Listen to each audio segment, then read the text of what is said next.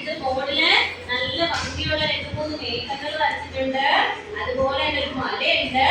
തൊട്ട് താഴെയായിട്ട് കുഞ്ഞു ചെടിയില് ഒരു വീടുണ്ട്, മരമുണ്ട്, പിന്നെ ഒരു പൂവുണ്ട്. കണ്ടോ?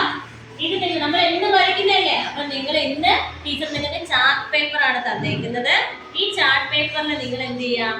നിങ്ങളുടെ ഇതുപോലെ തന്നെ വരയ്ക്കുക. വരച്ചതിന് ശേഷം ചിത്രത്തിൽ നിങ്ങൾക്ക് ഇഷ്ടമുള്ളതുപോലെ എന്താണ് വേറുള്ള ചിത്രങ്ങൾ വരയ്ക്കാം. ഉമ്പിനെ വരയ്ക്കാം, അതുപോലെ പൂവിൽ വന്നിരിക്കുന്ന ഹണീബിയെ വരയ്ക്കാം, ഇനി വീട്ടിൽ പൂച്ച ഉണ്ടെങ്കിൽ പൂച്ച വരയ്ക്കാം.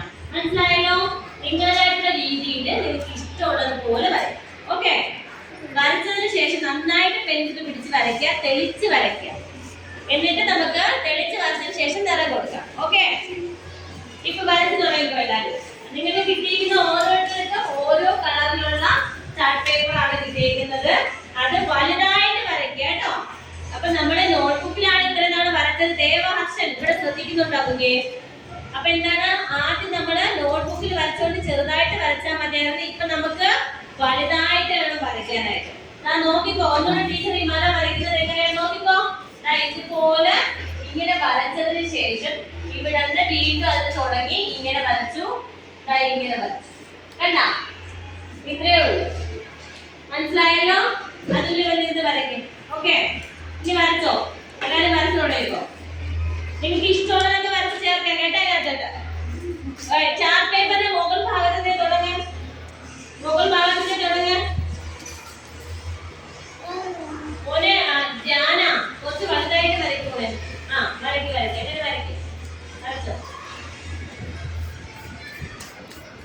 എല്ലാരും വരച്ചോ. നന്നായിട്ട് വരയ്ക്കേ.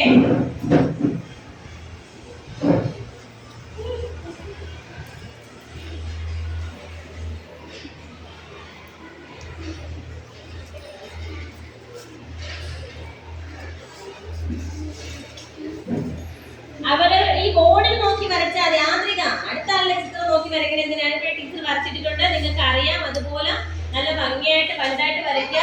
തെറ്റിപ്പോയെങ്കിൽ നിങ്ങൾക്ക് റൈസർ ഒക്കെ ഉപയോഗിച്ച് മായ്ക്കാം. റൈസർ.